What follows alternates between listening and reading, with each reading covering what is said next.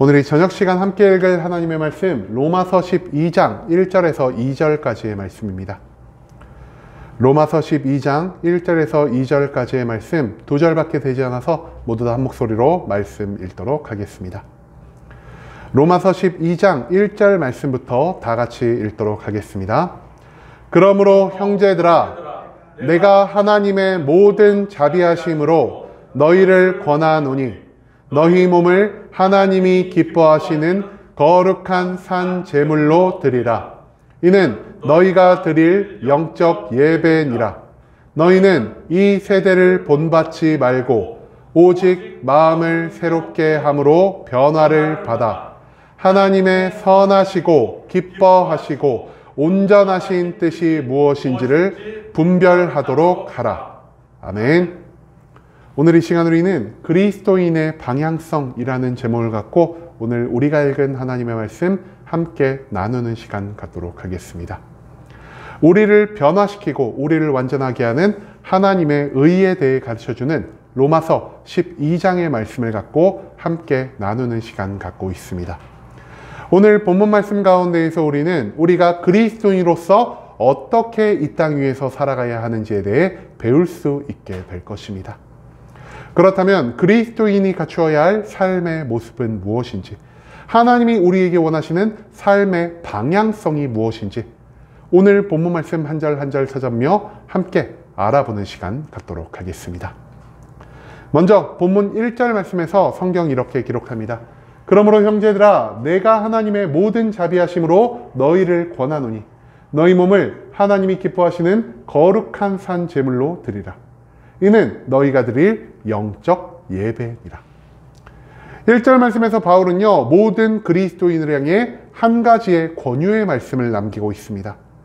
바울은요, 우리 그리스도인들이 자신들의 몸을 하나님이 기뻐 받으시는 거룩한 산 제물로 드림으로 인해 우리가 하나님께 영적인 예배를 드릴 수 있다는 사실을 우리에게 알려주고 있습니다.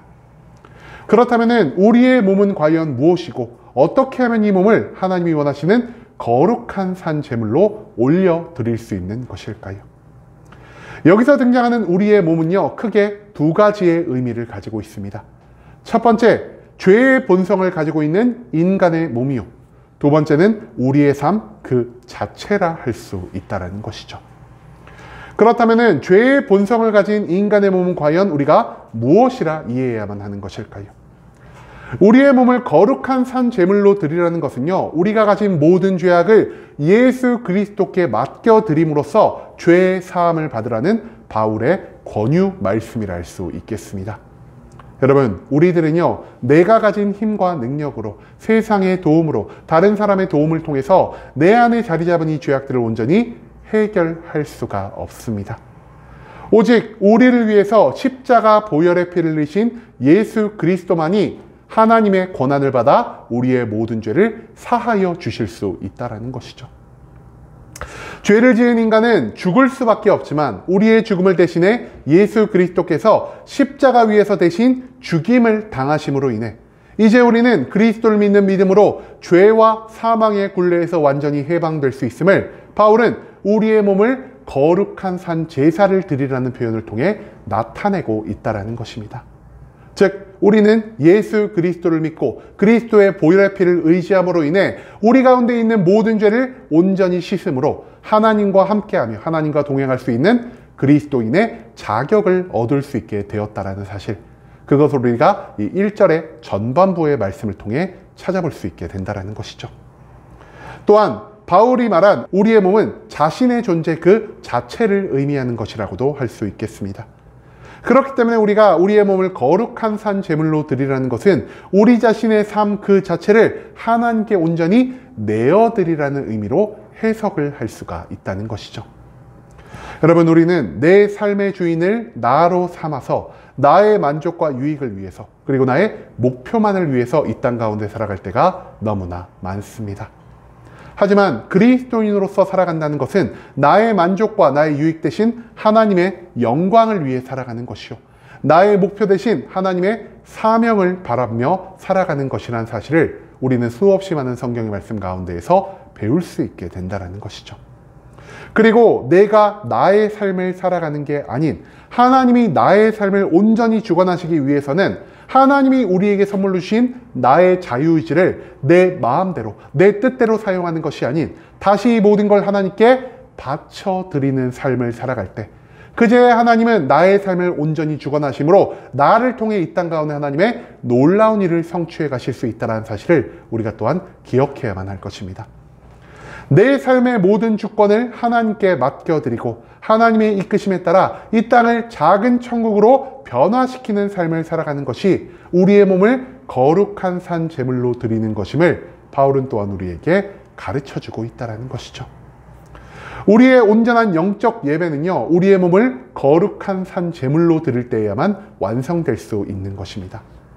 그리고 이것은 우리가 우리의 모든 죄에서 해방되어 하나님의 뜻대로 살아갈 때에야만 완성될 수 있다는 사실, 그것을 바울은 이 1절 말씀을 통해 우리에게 가르쳐 주고 있다는 것입니다. 그리고 이어지는 마지막 2절 말씀에서 성경은 이렇게 기록합니다. 너희는 이 세대를 본받지 말고 오직 마음을 새롭게 함으로 변화를 받아 하나님의 선하시고 기뻐하시고 온전하신 뜻이 무엇인지를 분별하도록 하라. 2절 말씀에서 바울은요, 우리 그리스도인들이 이 땅 가운데에서 지향하며 살아가야 할 바가 무엇인지를 다시 한번 강조하고 있습니다. 바울은 이 말씀 가운데에서 총 2가지를 우리에게 가르쳐주고 있는데요. 첫 번째, 우리가 이 세대를 본받지 말아야 한다는 것이고요. 두 번째, 우리가 마음을 새롭게 함으로 변화를 받아 하나님의 온전한 뜻을 추구하며 살아가야 한다는 것. 이 2가지가 그리스도인들의 삶 가운데에서 반드시 필요하다는 사실을 우리가 기억할 필요가 있다는 것입니다. 여러분, 그렇다면 바울이 말한 이 세대는 과연 어떤 세대라고 할 수 있을까요? 이 세대는요, 모두가 자기의 만족과 유익만을 위해 살아가며 우리가 다른 존재의 의지를 따르는 삶을 어리석은 삶으로 규정하는 세대라는 것입니다. 내 삶은 오직 나를 위해서만 존재하는 것이요, 나를 중심으로 살아가는 게 옳다라고 생각하는 것. 그렇기 때문에 우리가 타인을 위해 살아가는 것이 아닌 타인의 유익을 위해 이 땅 가운데서 어떠한 사명을 성취하기 위해 살아가는 것이 아니라 오직 나의 만족과 유익을 위해 살아가는 것이 나의 삶 가운데서 가장 큰 행복을, 가장 큰 평안을 만들어낼 수 있다고 생각하는 것이 바로 바울이 말한 오늘날의 세대라는 것입니다. 하지만 오늘날의 세대와는 달리 성경이 우리에게 가르치는 것은 무엇입니까? 성경은요, 내 만족과 유익보다 내 목표와 뜻대로 살아가는 것보다 하나님께 모든 것들을 맡겨드리고 하나님의 인도하심 가운데 살아가는 것이 우리의 삶을 가장 완전하게 바꿀 수 있다라고 우리에게 가르쳐주고 있다는 것입니다. 즉, 세상의 세대와 성경의 가르침은요, 그 결이 완전히 달리하는 것이라는 사실을 우리가 기억할 필요가 있다는 것이죠. 인간은요, 하나님에 의해 창조되었고요, 하나님과 함께하는, 즉 하나님과 동행하는 삶을 살아갈 때 그 가운데서 온전한 존재의 의미를 찾을 수 있는 것입니다. 그리고 인간이 하나님 안에서 하나님께 온전히 순종하며 살아갈 때 우리는 세상에서 얻을 수 없는 놀라운 구원과 놀라운 축복의 모든 것들을 온전히 누리며 살아갈 수가 있게 된다는 것이죠. 그렇기 때문에 하나님의 주권을, 하나님의 뜻을 따르지 않고 오직 나의 만족과 유익을, 나를 중심으로 살아가는 이 모든 삶을 하나님에 앞서 두는 이 세대, 이것을 바울은 우리가 절대로 본받지 말아야 한다는 사실을 이 2절 말씀을 통해 우리에게 가르쳐주고 있다는 것입니다. 또한 바울은요, 우리가 마음을 새롭게 함으로 변화를 받아 하나님의 뜻대로 살아가야 한다는 것을 우리에게 가르쳐주고 있습니다. 여러분, 마음을 새롭게 한다는 것은 무엇입니까? 우리의 삶 가운데서 한 가지만 바뀌면 온 세상이 바뀐다라고 합니다. 그 한 가지가 무엇이냐? 바로 우리의 마음이라는 것이죠. 내가 그 어떠한 고통과 괴로움의 상황 가운데에서도 나의 마음에 긍정을 담고 산다면 이 세상은 기쁘고 즐거움 가운데에서 우리가 살아갈 수 있게 될 것이요, 내가 아무리 좋은 것 가운데 살아갈지라도 나의 마음이 부정적인 것으로 가득하다면 나는 이 땅 가운데에서 그 어떠한 기쁨과 즐거움을 누릴 수가 없다라는 것입니다. 그렇기 때문에 우리가 마음을 변화시킨다는 것은 곧 나의 삶의 모든 것들을 변화시킨다는 것을 우리가 이해할 수 있게 된다는 것이죠.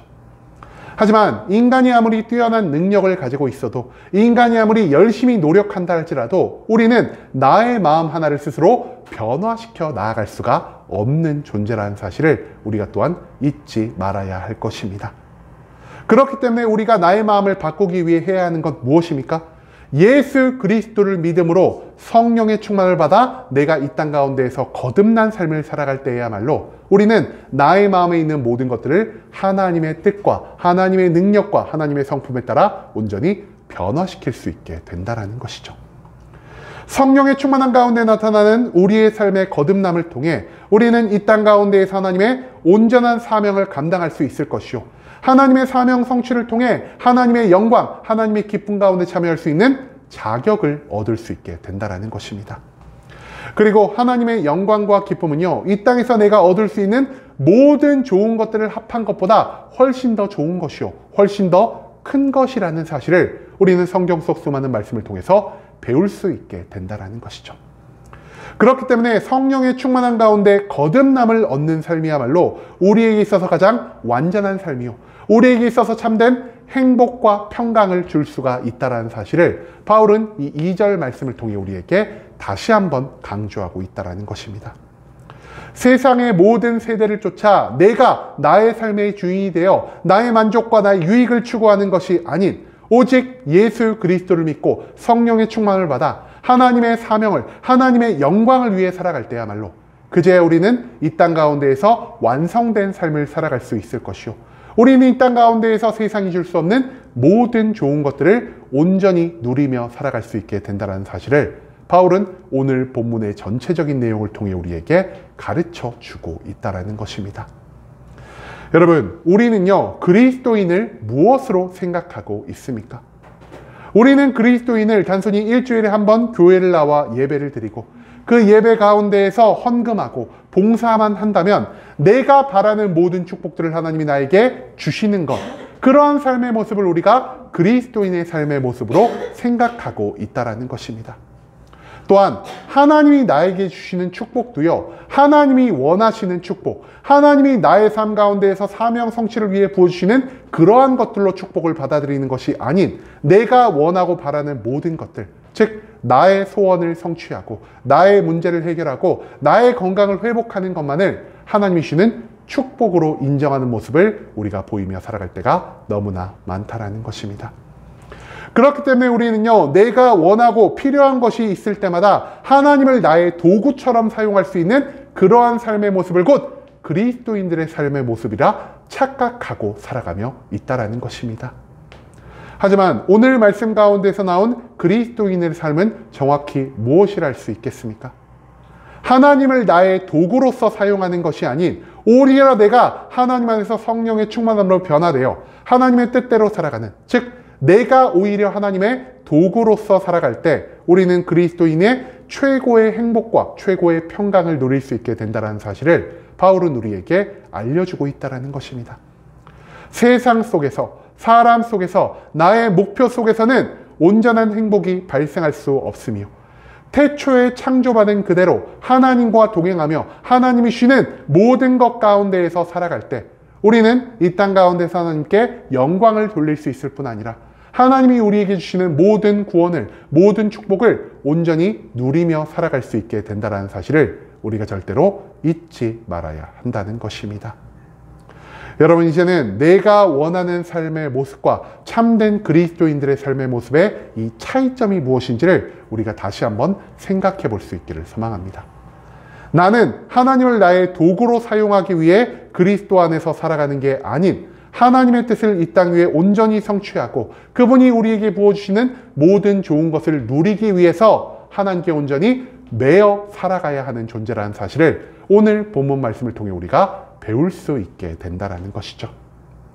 믿음은 내 축복을 위한 도구가 아니라는 사실을 인정하므로 하나님께 매여 하나님의 모든 뜻을 성취하며 그 가운데에서 세상이 줄 수 없는 모든 좋은 것들을 온전히 누리며 살아가는, 즉 참된 그리스도인으로 바로 설 수 있는 순복음 함께하는 교회 모든 성도님들이 될 수 있게 간절한 마음으로 소망하겠습니다.